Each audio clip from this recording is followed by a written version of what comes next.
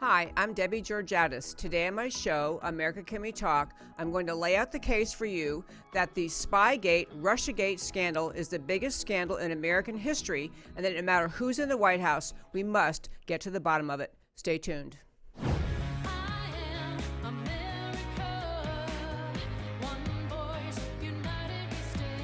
Debbie Georgatos, host of America Can We Talk, is an author, attorney, and political analyst whose mission is to inspire the American political conversation about preserving liberty in the best country on earth. Hi, I'm Debbie Georgatos. Welcome to my show and to today's First Five. Today we're in day 2 in Washington of the Senate Judiciary Committee hearing testimony and examining the nominee who President Trump would like to be the next Attorney General, William Barr. This is a man who has been Attorney General in the past, who was an Attorney General under President Bush, and the Democrats are already making noise about the fact they don't think he should be confirmed as Attorney General. This is, of course, to replace Jeff Sessions, but Trump nominated William Barr in December, and today is day 2 of the hearing. The Democrats are arguing that this William Barr should not be confirmed because he, in their view, after years of serving in the Justice Department and the CIA and other places in government, has exhibited a tolerance for wrongdoing on the part of the people in the administration. I think that's hogwash. However, I think he should not be confirmed because he's exhibited in this Judiciary Committee hearing a cluelessness about what is really at stake in the Mueller investigation, what is really happening in the Mueller investigation of this alleged Trump-Russia collusion. Today on my show, I'm going to lay out for you that argument that this is the biggest scandal in American history, and William Barr, in his testimony, first agreed that he would not in any way, as Attorney General, in any way interfere with the Russia probe. Translation, he will not do anything like take charge and say, you know what, Mr. Mueller, you've been at it a year plus, you've spent whatever it is, $22 million, you've uncovered no collusion between Trump and the Russians. You have instead dug into the history of every single person who's ever crossed Donald Trump's path. You prosecuted people, maybe for things that are legitimate to prosecute, but have nothing to do with Trump-Russia collusion. Time to wrap this up. William Barr exhibited ignorance about the reality of what the Mueller investigation is, which is not in the slightest an investigation into the question of whether or not there was Trump-Russia collusion. It is not an investigation. It's a determined witch hunt, to use Trump's word, to find some reason to bring down the duly elected president of the United States. William Barr does not seem to get this. His other shortcoming is that in addition to he does have years of experience in Washington, which include years of experience working with Mueller previously. He is not going to be able to handle Mueller in the way a firm, law-abiding, justice-seeking Attorney General will do. Mueller and Barr worked together years ago when Barr was the Attorney General, and Mueller ran the criminal division, so they're friends. They're good enough friends that Mueller, the special prosecutor, went to Barr's daughter's weddings, and the wives of these two men go to Bible study together. He's too close. He is too connected. He is too personally attached to Mueller. We need a tougher person as Attorney General. So I don't know what will happen in Washington, but my wish is that the Senate committee decide not to confirm Barr and move forward. Trump needs to move forward and find someone tougher. I'm Debbie Georgatos. This is my First Five. Come right back.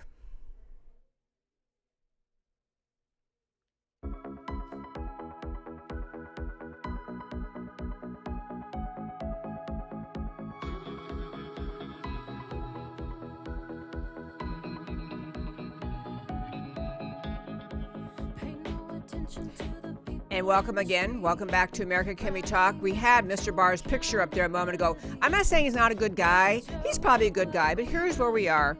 We need an Attorney General willing to acknowledge that the Mueller investigation has gone way, way, way, way beyond the limits of the investigation, the purpose of the investigation to start with, and has turned into an unrelenting determination to find some reason to take down President Trump, including prosecuting people who were in any way affiliated with Trump, anyway knew him, on charges unrelated to anything to do with the Trump campaign or the Trump presidency.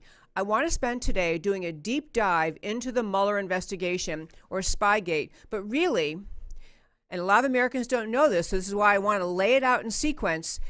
The Mueller investigation was initiated at a time when the RussiaGate, Spygate, the real scandal behind all of this, which was the abuse of our national law enforcement agencies, was already in place. This whole scandal did not start with the appointment of Mueller and the beginning of the Russia-Trump collusion investigation. This whole scandal started back in around 2011 and 2012 when President Obama was still president, and when his administration, now we know, was using the NSA database, the top secret, never to be accessed for frivolous reasons database, to spy on political enemies. This is the actual start of the Spygate scandal, and that's why this we have to start there to understand the story. I actually have a bullet points I want to share with you. Because I think, I don't know if you ever read books or, I mean, fun books. Like, I love to read spy novels. I love to read mysteries. And sometimes you get way into the book and you realize that there are so many characters and so many events and so many references, and you kind of lost track, especially if you only read a few pages a day. You have to go back and say, wait, who was that person? I mean, now they're mentioning some character, you're not sure who it was.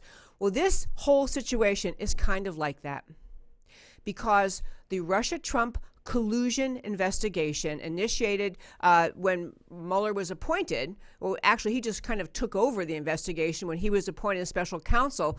But it is interwoven, like in a spy novel, with many things, many stories. If you can see on the screen, Obama's weaponization of the government, the use of the NSA database. We're going to talk about he was doing, what was uncovered, how sinister, how evil, how wrong this was. At the same time period, we had Hillary Clinton serving as Secretary of State, having cooked up her homemade server, having used her homemade server to send and receive emails that were top secret, completely illegal, no two ways about it, set up that server at home for the purpose, it's very obvious to many people, to circumvent both having to answer Freedom of Information Act requests, of having her emails in any way accessible by people in the government. This is happening at the same time and gets tied in with this whole scandal. Third, the Clinton campaign in 2016, Hillary's running for president now. She concocts this Steele dossier with the help of Perkins Coie and the Fusion GPS people and Christopher Steele. They come up with this Steele dossier, which essentially was a smear job piece that Hillary had created, her campaign had created, to try to destroy Donald Trump. And that dossier ended up being used to get FISA warrants. The FISA warrants were warrants issued by the FISA court that are supposed to relate to foreign service and spies. But this is the next piece of this. And I'm trying to break this down because I know what happens to a lot of people. Let me finish them. Last one is the Mueller's appointment. Mueller's, and I'm going to tell you at the end, and I'll say it right now, the Mueller investigation is the cover-up. It is a cover-up, the cover-up to what Obama concocted and was doing, what was happening inside the highest levels of the FBI and Department of Justice. This investigation by Mueller is a major league, monstrous effort to distract the American people, the American public, the media, and Congress from looking into the real scandal, which was what was happening inside the Department of Justice, inside the FBI. The Mueller campaign, the Mueller prosecution, the Mueller investigation is itself the cover-up. And I will lay out this case for you today. I was really happy, by the way, Matt, the producer, my wonderful producer here, told me I have 3 hours today, which is good because I need 3 hours to get through all this. But I think actually he's going to cut me off after about 45 minutes, so I'm going to try to get through it all today. As a separate thing I'm doing, by the way, I'm also creating a list of names. I don't have them ready for today, but there's so many players involved, like those mystery novels you read, and you go, wait, back, who is Nellie Orr again? Who is that? Who's Glenn Simpson? Who's this? There's so many players involved, but it matters to understand. I'll tell you now, and I'll tell you at the end why it matters so much. This was the corruption of the actual top levels of our Department of Justice and the FBI at the behest of a Democratic administration, the Obama administration, who wanted to do whatever they could, first, to weaponize the data gathered by the NSA, use data collected by our government in an illicit and illegal manner to spy on American and the political enemies of the administration. And it morphed into the effort to bring down the Trump campaign in 2016, and then when Trump won the election, to bring down the Trump presidency. The Mueller appointment of special counsel came at the end of a lot of bad stuff, and that's what I'm going to dive into today. So let's start with Obama's weaponization of government, the very first one, the NSA unmasking. What was happening was the NSA, National Security Agency, is by law permitted. They gather mountains of data. They have data on people all over this country, text messages, emails, phone calls, phone messages. They have data. It's their job, to gather data. It's supposed to be highly secretive, highly protected. The point is to have the data if you need it. There are specific procedures involved in getting access to that data. The Obama administration was discovered as this, not until I think it was 2017 till it finally became public, but it was discovered that the Obama administration had been had been using their ability, because high-level people in the government have the ability to, it's called query, Q-U-E-R-Y, query, ask of, make a question of, ask a question of the database. Do you have information on this person? Do you have information on that person? The database itself, the NSA database, is supposed to be related to, or the portions that we're talking about, related to people believed to be actual spies or working with spies, Americans working for a foreign entity. So what they were doing is hacking into the data, not hacking, I shouldn't say that word. They were using the querying process, abusing the querying process to gather information about political enemies. There were, not only was the Obama administration doing it, but it was also being done by by people affiliated with the Obama people.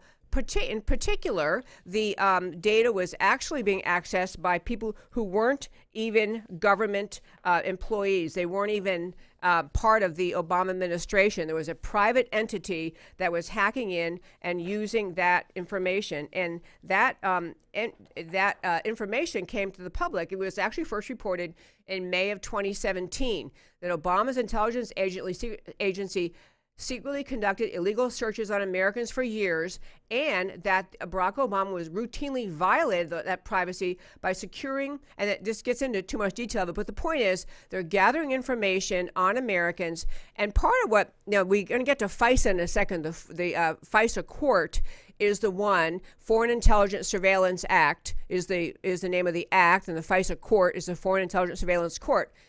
Their job, that court, a highly, highly specialized court, the members of the FISA court, it's not a court like you would see in your hometown, a court on Main Street, a courthouse on Main Street.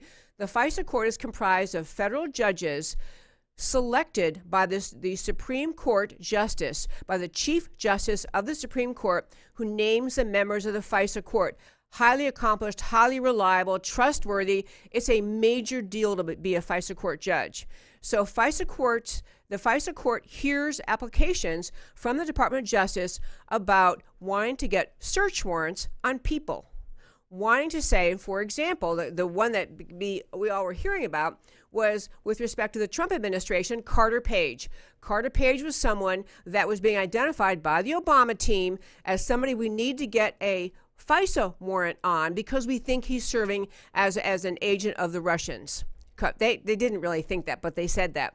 I'm getting at this to say that the Obama's weaponization of our government, I mean, we have other times, and you probably already know, but Obama, his administration, was not just weaponizing the NSA and the DOJ and the FBI. They weaponized the IRS against Tea Party groups. It was a major transition from our rule of law in America, what the Obama administration did over the years. So Obama's doing this, hitting on the intelligence agencies, gathering information on Americans. And you might remember that there was So there are a lot of queries, a lot of dings into the NSA database are showing up. And I don't have the numbers in front of me, but I will put them I'll post on if you're watching this on Facebook, I can post it later. But the head of the NSA, at the time, the head of the NSA began to notice the extremely large number of queries to the database out of normal bounds, out of normal expected bounds. And this guy was Mike Rogers. He's one of the heroes of our story. Mike Rogers, hero of our story, was the head of the NSA at the time, and he starts to wonder what in the world is happening.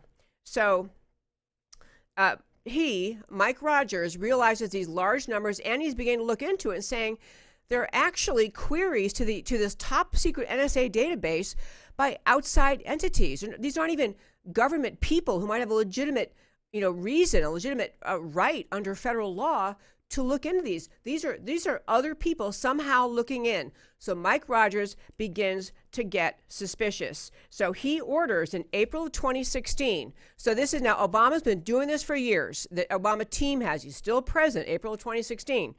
April 2016, Mike Rogers, head of the NSA, orders the NSA Office of Compliance to conduct a review of compliance associated with Section 702. I am not going to get into all sorts of legal detail about the sections of the law, but Section 702 is the section of the FISA law that allows the government to target foreign persons outside the U.S. for surveillance. And what happens is, with these FISA warrants, so they say, okay, we've identified so-and-so. We are going to issue a warrant permitting, the term isn't really wiretapping, well, that's the term Trump used, but permitting spying, accessing these people's communications.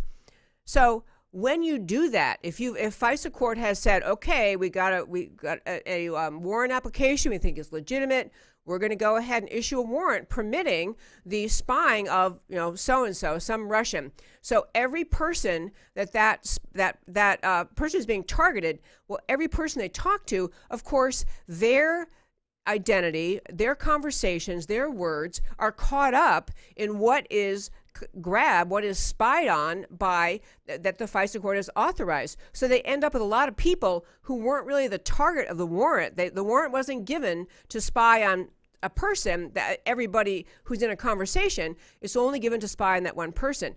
But what the Obama people have been doing was not only using his FISA warrants to record conversations, but then the term is unmasking. That's where the term came from. People involved in conversations with the target who actually had a warrant against them, but then they're supposed to protect or mask the identity of people who are innocent, who are in those conversations. They're supposed to mask it, but they didn't do that. They went out of the way to unmask the identity of people who were not the target of the warrant, and then pass that information around in Washington among federal agencies. So we had Obama weaponizing the government, spying on and unmasking as far as back as 2012. In fact, I was reading today, more like 2011, abusing the NSA database. So Mike Rogers, the head of the NSA, realizes this. As I say, he's a hero of the day. He realizes this. He orders in April 2016, he orders the NSA to look into it.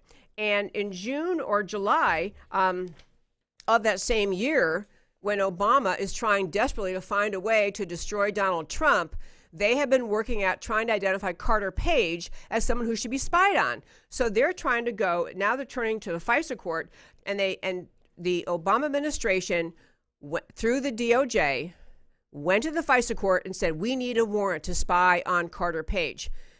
And at this time, the application the Obama team made to FISA court to spy on Carter Page was turned down by the FISA court. They declined to issue a warrant. And that happens about 1 out of every 10,000 warrant applications, meaning it never happens. But they had so little evidence, so little basis to argue that they should get to start to spy on Carter Page that the FISA court turned them down. Okay, so now Mike Rogers, he's realizing, something's really amiss here. So Mike Rogers, he has this internal study done of his own agency saying, who are all these people pinging the NSA database? Who is, grabbing this top secret data? The numbers are so out of bounds. So he has the investigation done, and then in October, around 21st of 2016, Mike Rogers, head of the NSA, goes and reports his findings to the Department of Justice. So the Department of Justice, the Obama Department of Justice, October 2016, now realizes that the head of the NSA is on to their gig. You got to get that point. Rogers is now thinking he's talking to his allies in the Department of Justice, the people who are supposed to be on the side of the rule of law. He's telling them, hey, we got a big problem. The NSA database is being just pinged all the time by people who have no right. The DOJ is Obama's DOJ. He goes and tells them, so now they've got heads up that they're looking into it. And then just a few days later, October 24th, Mike Rogers goes to the FISA court. He goes to the FISA court himself and says, you know what, the NSA database that we try to protect with this top secret information, that we have procedures, that we don't have people just randomly or casually getting access, it has somehow been breached. Has been too much permission given, too many people asking, there's something really wrong here. So Mike Rogers, tells the FISA court this in October of 2016. Okay, while all this is happening, let me back up and tell you on Plan B, we had, actually, to finish that one, so Mike Rogers has gone to FISA. He tells them, look, this is really bad. NSA database has been horribly breached. He also then, eventually, the chief judge of the FISA court, Rosemary Collier, looks into what NSA has turned up. Obviously Mike Rogers shows the FISA court, here's what my investigation showed. NSA's, really the database has been abused. Mike Rogers has told this to the FISA court. Now the chief judge of the FISA court, named Rosemary Collier, does her own investigation into this. And I try to get all these dates in here. Rosemary Collier wrote a report. Okay, so so this is happening October 2016, that Rogers, is telling FISA. Now we fast forward to April of 2017, and Rosemary Collier, head of the FISA court, issued a 99-page, blistering, angry denouncement of the conduct of the Department of Justice, conduct of the breach into the NSA database. So she is agreeing with Mike Rogers' read of it. She's saying, this is bad. This is the Obama administration. Not saying she named Obama, but his administration has profoundly abused the rule of law, profoundly abused the NSA database, the privacy of the American citizens, the sacrosanct nature of this data that we collect. She issues a blistering opinion about what Mike Rogers has uncovered in the NSA. Now, I think we can go to the next slide. Now, at the same time, all of this is happening, I want to go back to Hillary and her server and the emails and the destruction. It all weaves together. Good thing I have 3 hours to talk to you today. So Hillary Clinton, she is appointed, as you know, Secretary of State. She sets up a private email server in her home that is not permitted by federal law. She is required, as the Secretary of State, the head of the State Department, to use an email server that has the protections created by the federal government. So that, because obviously foreign nations, enemies, creepy, not just foreign nations, but enemies of all kinds of enemies of America, want to hack in and see the emails of the top level people in our country. Hillary ignores the law, sets up an email server at home. And the thing is, and it was pointed out at the time, I want to make sure you understand this, it wasn't like it was a secret. If you, ever email someone who works for the federal government. I email my friends who work in Congress. I email people in Congress. I know there's a protocol. It's a Joe Blow at, and it's, house.gov.us or whatever it is. There's a protocol. Everyone understands that that's where the email is going, to something inside Congress. Well, as a State Department employee, same thing. There was a State Department email protocol. So everyone who sent her an email the entire time she was Secretary of State knew that she was not using the server, the protected email system the State Department provided. Everybody knew that, including President Obama, everyone affiliated with her in her administration, the entire State Department. She had a homebrew server, and it was something like at Hillary.Clinton or whatever it was, a name she made up. It was not what she was supposed to do. Federal law specifically and just unquestionably does not allow this. You can't just, create your own server at home. So this was part of what the big investigation was of Hillary, of, this homebrew server she concocted, whether or not she had managed to endanger national security secrets, which of course she had. And so there was a investigation by the Department of Justice into whether or not, what about the homebrew server and what happened and what was in danger. And she lied about it. She first said, oh, nothing at all. And then she tried to say no top secret, nothing with any kind of a confidential ranking, confidential categorization ever came through my email, which of course could not be true. She's a Secretary of State. They're not all emails about the bowling league. They're about what she does. Later acknowledged, yes, top secret, whatever the categorization is, I've forgotten the name of it, above top secret, all of those flowing in and out of her email server, anyone could get access. So it was a huge and clear, unequivocal violation of federal law. But it wasn't just Hillary implicated, it was everybody who ever emailed her, including President Obama. So investigation goes on, and you all know about the email.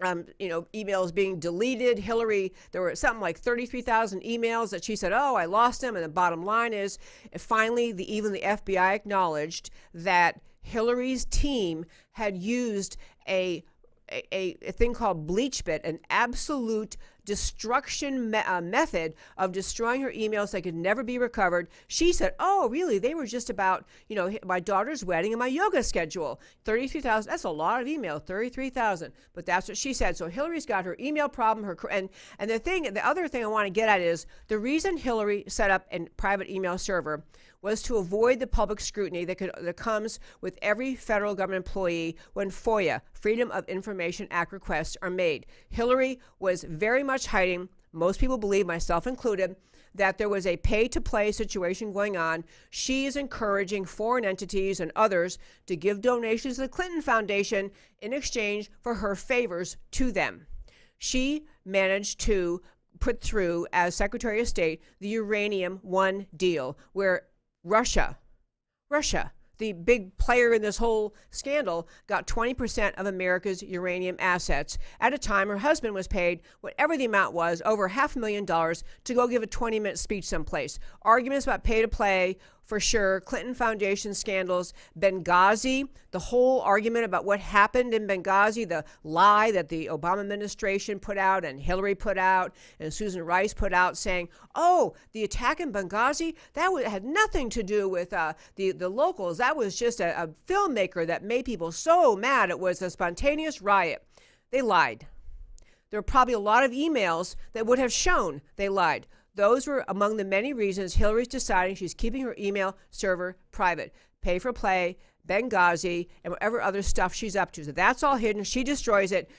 Comey, head of the FBI, looks into, does the investigation, and does the famous speech in July of 2016 where he essentially said, yes, it appears that she said private email server. Yes, there were confidential things that came. If you watch the speech that Comey gave, you probably thought, as we did, wow, Comey is going to admit that Hillary broke the law and that, maybe be prosecuted. So Comey finishes a whole long press conference, runs through all the laws that she broke, endangered national security secrets. I mean, it was 4 specific federal laws irrefutably broken by her, and ends the press conference by saying, but I didn't find any evidence of her intent to break the law. She didn't intend, and therefore, an intent, to break these laws, and no reasonable prosecutor would prosecute this. Okay, that's not even his job, but he's covering for Hillary. Comey is covering for Hillary. He's signaling to which he probably already had the conversation anyway, but Loretta Lynch's Department of Justice, this is not to be prosecuted. So Hillary has her own problem. Destruction of emails, destruction of the SIM cards with bleach bit hammers. I mean, destruction of physical evidence. Likely content, the pay to play, and also just refusing to turn over records because she never wants to do that. And Comey ends up with his and no evidence of intent, which is, to be very clear, here's my lawyer head kicking in, the laws she violated.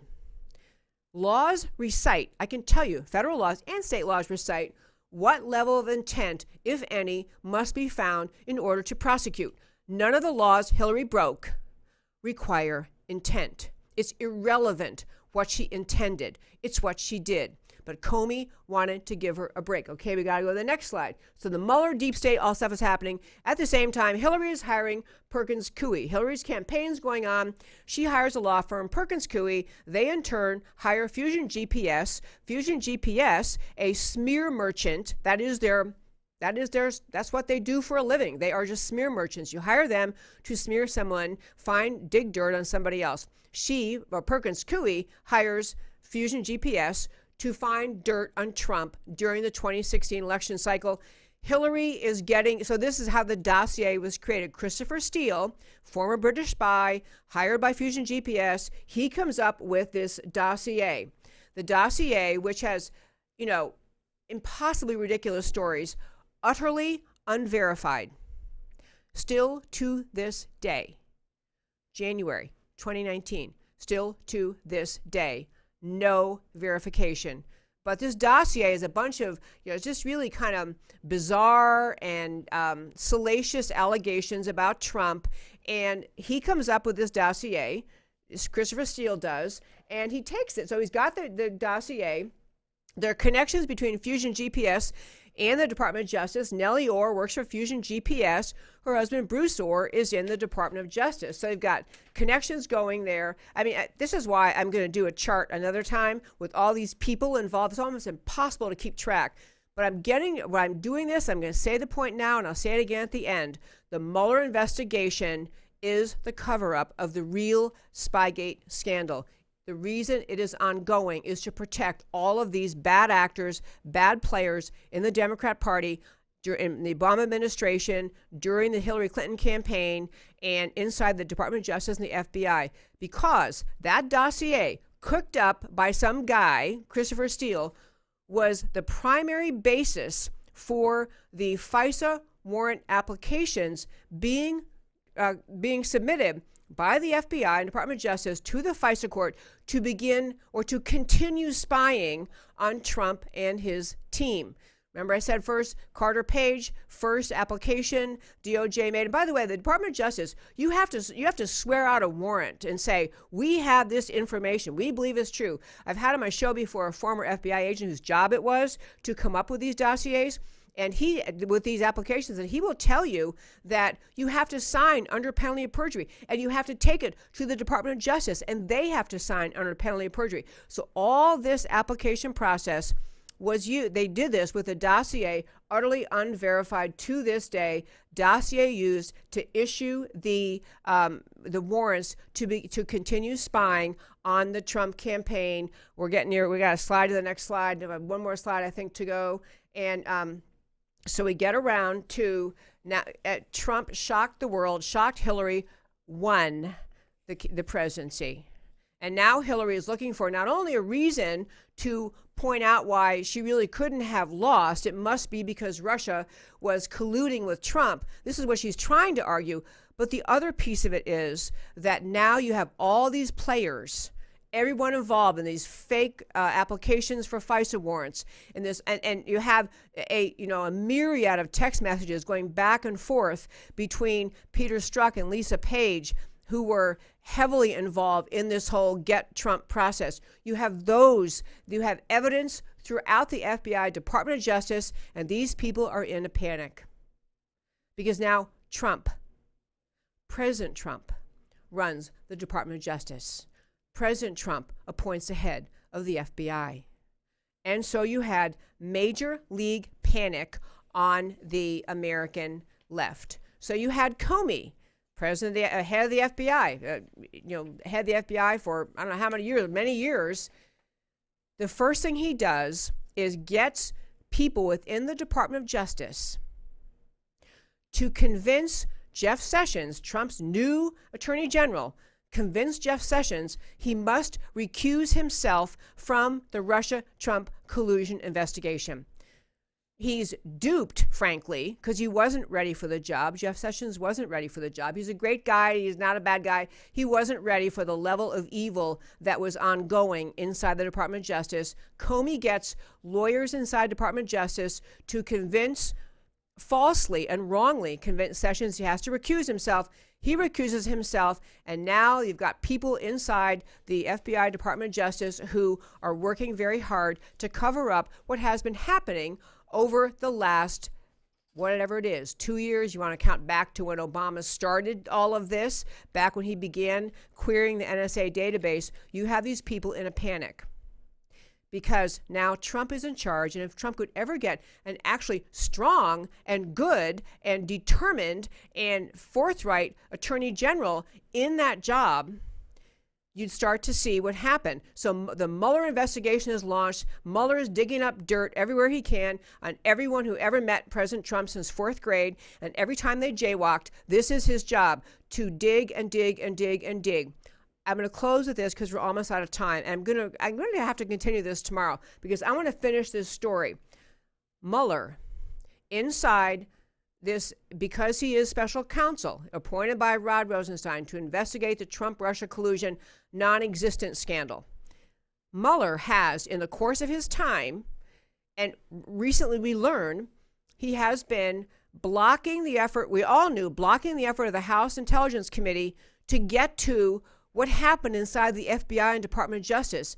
The FBI, Department of Justice, failing to respond to the House Intelligence Committee information requests, failed to turn over documents, turning over documents entirely redacted. I mean, it was an complete unwillingness to cooperate with the House Intelligence Committee. Now we know Mueller has also blocked the Inspector General, Michael Horowitz, whose job it is to be independent of politics, to be the one investigating the Department of Justice.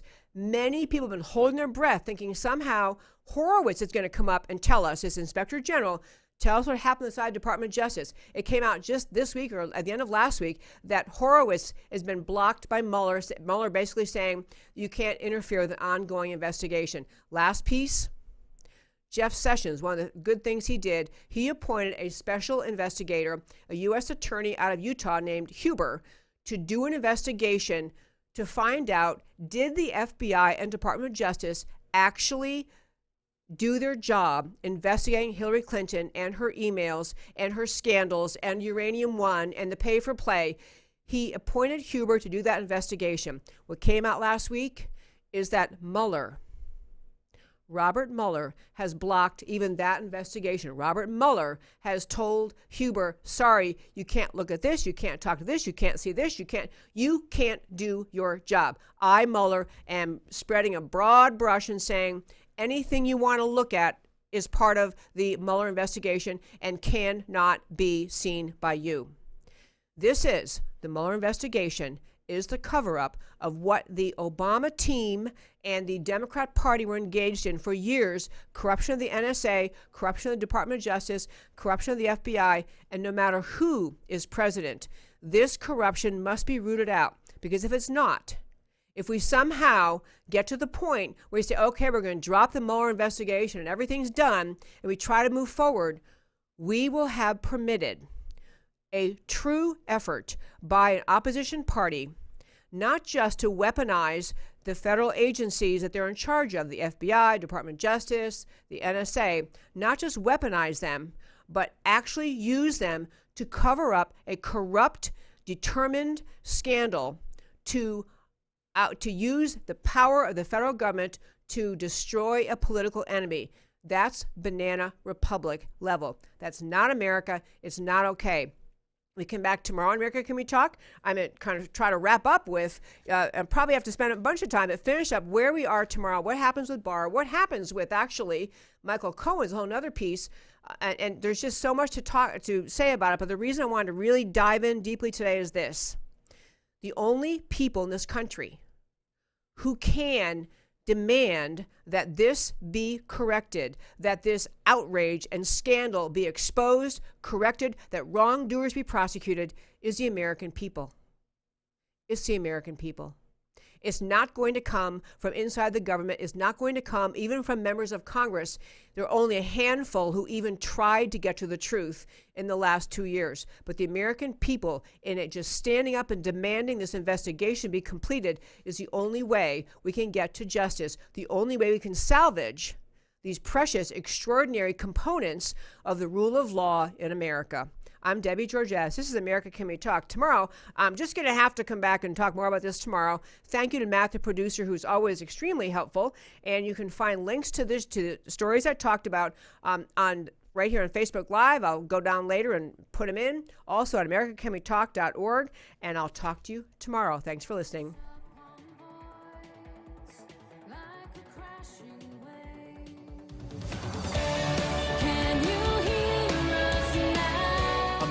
Can we talk? Truth about America.